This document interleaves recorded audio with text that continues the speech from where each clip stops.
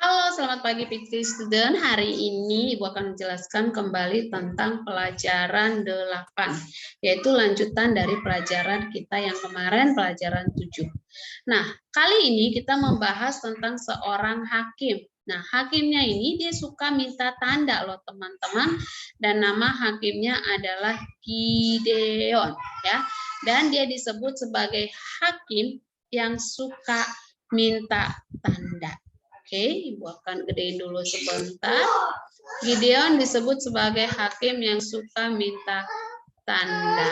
Nah, kenapa? Apa sih itu tanda? Tanda itu adalah, kalau dalam bahasa Inggris itu adalah sign. Sign itu adalah sesuatu yang bisa kita lihat, sesuatu yang bisa kita jelas-jelas tahu. Nah, jadi contoh seperti ini, aku nggak percaya kalau aku nggak lihat, mana buktinya? Jadi selalu minta bukti. Nah, kenapa Gideon minta tanda? Itu karena awalnya, satu, Gideon itu adalah orang yang kurang percaya diri. Dia nggak confidence. Dia bilang, nggak mungkin aku nggak mungkin kepilih. Tuhan nggak mungkin pilih aku. Kenapa? Nanti Ibu akan jelaskan. Dan yang kedua, pertama dia sangat meragukan kuasa Tuhan. Karena dia sudah lama menderita dijajah oleh bangsa Media dan juga Amalek. Tetapi, nah ini poin pentingnya, karena Gideon tetap taat dan mau melakukan perintah Tuhan, maka dia mau. Walaupun dia harus minta tanda apakah Tuhan benar-benar sertai atau tidak. Nah, ceritanya tadi itu seperti ini. Bangsa Israel ketika mereka ada pemimpin, mereka taat pada Tuhan, tapi ketika tidak ada pemimpin, Deborah yang sudah meninggal, mereka langsung menyembah berhala, melakukan hal yang membuat Tuhan murka.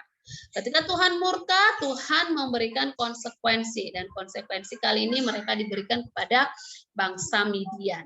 Dan itu membuat bangsa Israel sangat menderita. Kenapa? Ketika mereka akan panen, ambil hasil dari tanaman mereka, bangsa Midian akan datang untuk mengambilnya dengan paksa. Sehingga bangsa Israel sangat-sangat menderita dan mereka berusaha mencoba tempat persembunyian seperti gua itu cave ya teman-teman. Tapi capek, nggak akan bebas. Oleh sebab itu mereka mulai, Tuhan help us, kami sudah sangat menderita, Tuhan tolong. Ketika mereka mulai berseru kepada Tuhan, Tuhan kemudian mendengar dan menjawab doa mereka, dan Tuhan ingin membangkitkan seorang pemimpin lagi. Nah, yaitu Gideon. Dan bagaimana caranya? Tuhan memang sudah memilih Gideon dan Tuhan menyuruh malaikat. Ini malaikat yang dikirim Tuhan untuk datang berbicara langsung kepada Gideon.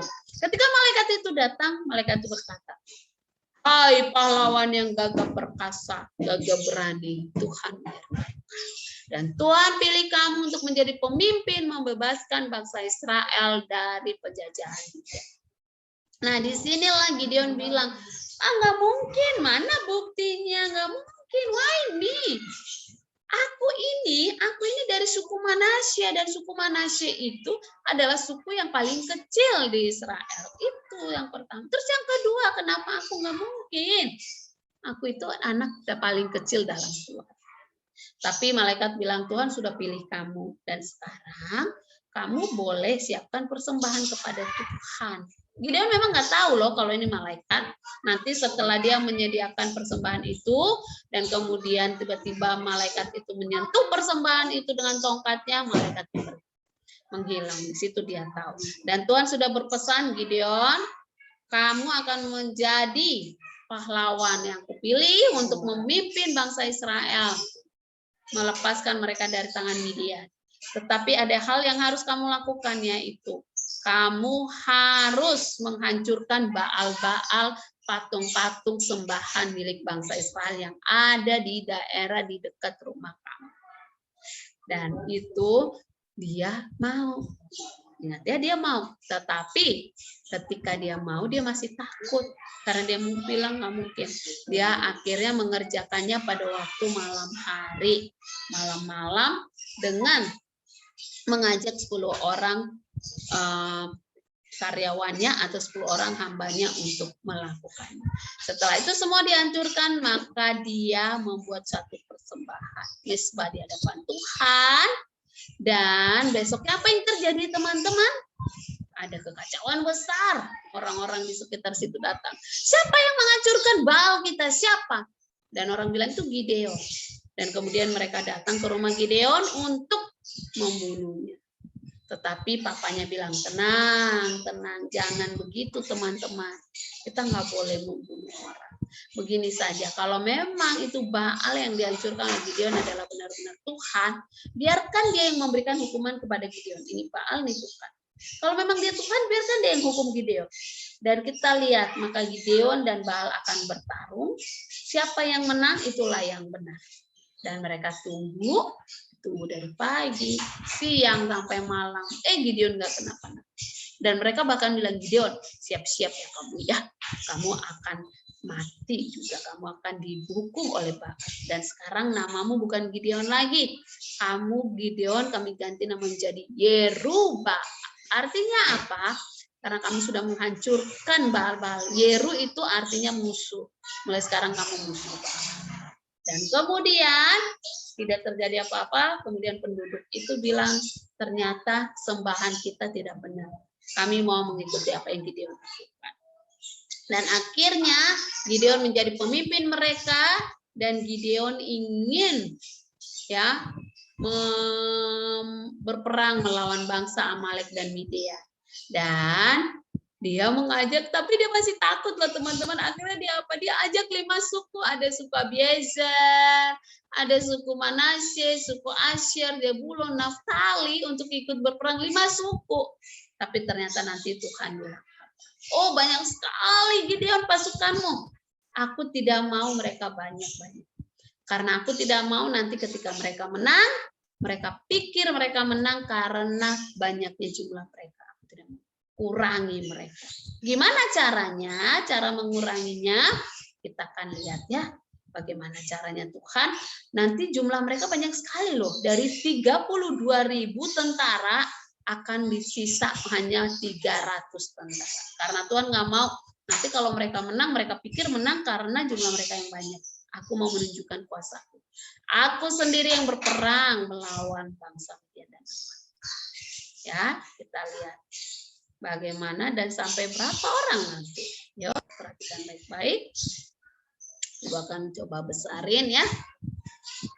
Kita lihat videonya.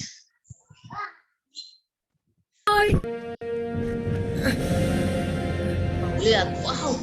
Oh ya ampun. Apakah itu pasukan Midian? Teman-teman. Pasukan Midian mengepung negeri kami seperti belalang. Kita perlu pasukan 2 kali lebih banyak untuk mengalahkannya. Gideon bilang, tapi pagi ini Tuhan memberitahuku bahwa pasukanku terlalu banyak. Tapi Tuhan bilang, Itu nggak mungkin. Terlalu banyak gitu. Pasukan Israel, Tuhan berkata, kau memiliki terlalu banyak pasukan. Gideon, apa kau gila? Kita perlu pasukan sebanyak mungkin. Semakin banyak, semakin kuat untuk berperang. Midian punya ribuan pasukan. Lebih banyak, bukan lebih sedikit. Dengar aku, Tuhan berkata kita akan berperang melawan pasukan sekutu Midian, Amalek dan lainnya yang bersekutu dengan mereka. Orang Israel akan menjadi sombong bahwa mereka menyelamatkan diri mereka dengan kekuatan mereka sendiri. Oleh sebab itu beritahu mereka, siapapun yang merasa takut boleh meninggalkan pegunungan ini dan pulang. Siapa yang takut berperang boleh pulang. Dan yang pulang lihat berapa banyak yang pulang. Lebih sedikit atau lebih banyak? Pasti tidak boleh. 22.000 pasukan pulang hari ini. Wow, yang pulang 22.000. Itu artinya Gideon hanya memiliki sisa 10.000.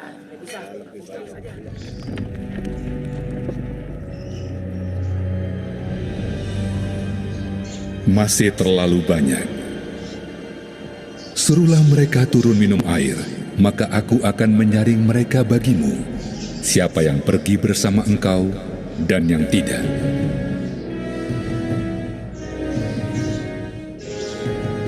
Nah, 10.000 masih banyak. Pisahkan pasukan menjadi 2 kelompok. Kurangi lagi. Yang satu, mereka yang mengambil air dengan tangan, lalu menjulurkan lidah ke air seperti anjing. Dan di kelompok lain, kumpulkan mereka yang berlutut dan meminum air langsung dari sungai.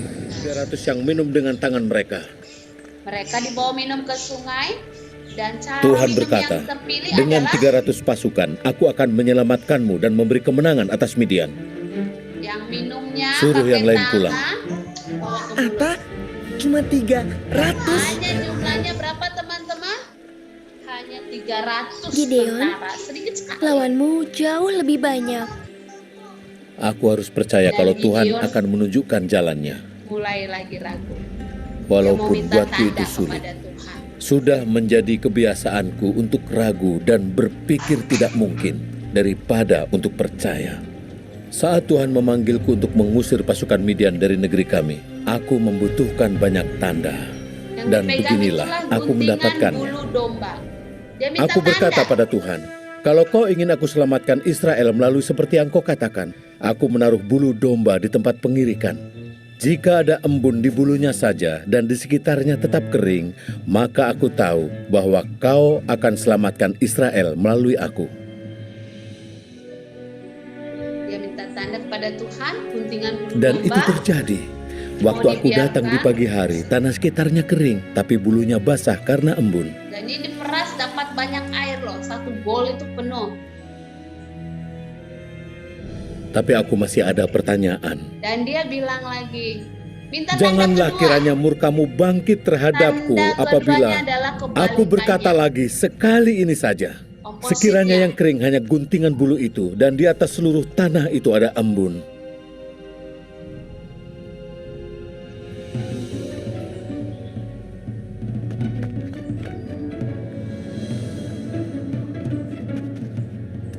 Dan keesokan hari dia datang. Dan Tuhan melakukannya malam itu. Bulunya kering, tapi ada embun di tanah sekitarnya.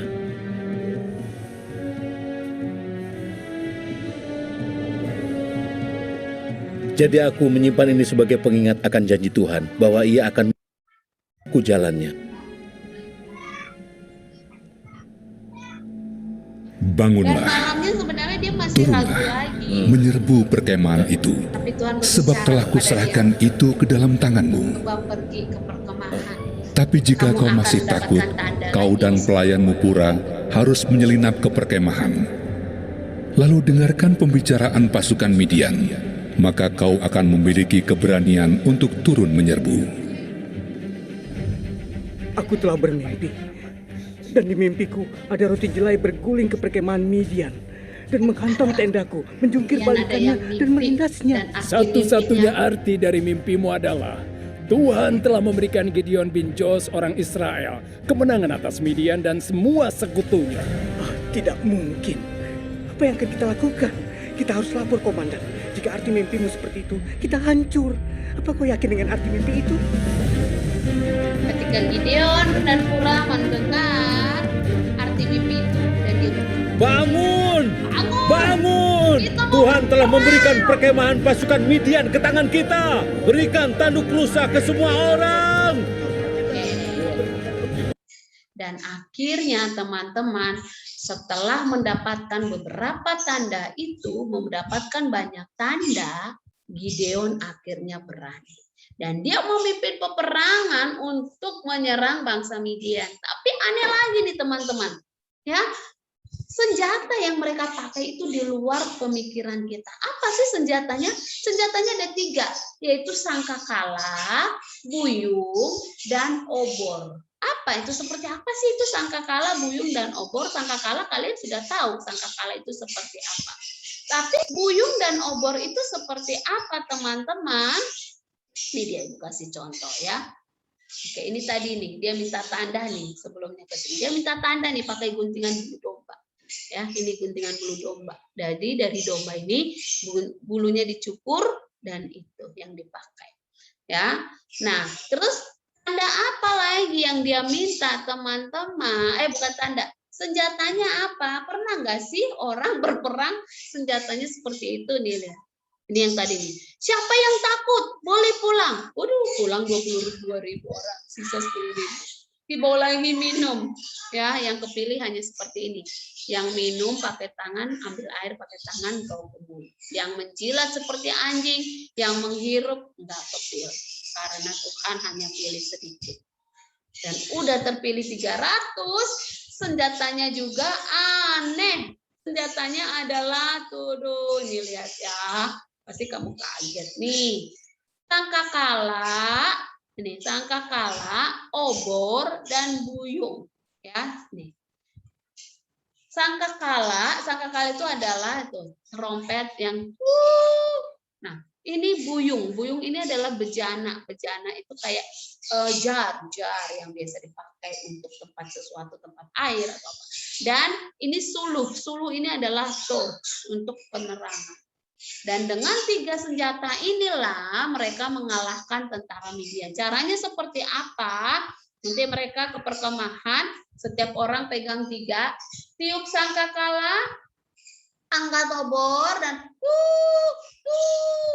pada hitungan keberapa Yosua hitung sesuai perintah, maka buyung itu jarnya dijatuhin, bang. Dan ketika jarnya jatuhin, itu tentara Midian mendengar seperti suara kereta kuda yang sangat banyak menyerang. Dan mereka mulai bangun, kita diserang musuh, kita diserang bangsa Israel. Ketika mereka bangun, Tuhan membuat mereka kacau. Dengan cara apa? Karena memang Tuhan yang mau memenangkan peperangan itu untuk Gideon. Caranya adalah Tuhan membuat bangsa Midian, bangsa Amalek fight one to another. Nah, seperti ini. Ibu nggak tahu ini yang mana Midian, yang mana Amalek ya. Tapi antara bangsa Midian dan bangsa Amalek, atau Amalek dengan Amalek, Midian dengan Amalek, Midian dengan Midian, mereka kill one to another dan mereka fight one to another. Dan itu gelap, mereka nggak tahu di mana musuh, di mana teman. Akhirnya mereka saling bunuh dan itu adalah pertarungan itu dimenangkan oleh bangsa Israel. Pertolongan Tuhan. Dan akhirnya bangsa Israel menang, bangsa Amalek dan Midian dikalahkan, kemudian Gideon menjadi pemimpin bangsa Israel. Terus apa hubungannya dengan kita, teman-teman? Nah, hubungannya adalah kita sering mengalami atau moral yang kita dapatkan. Kita sering bilang, aduh aku nggak berani, nggak mungkin aku nggak percaya diri, aku nggak bisa. Ya, jangan pernah berkata begitu. Kalau kamu mau coba, yes, I will try. Ya, aku coba, Tuhan tolong aku, maka kamu akan dimampukan dan kamu akan bisa. Yang penting kamu tabah, ya. Trust and obey, for there's no other way to be happy in Jesus but to trust and obey. Hanya taat dan lakukan. Oke, sampai di sini pelajaran kita. Kalian boleh lihat di bukunya, baca di bukunya ya. Dan kita akan ketemu di kelas di pembelajaran selanjutnya. Bye-bye. God bless you. See you.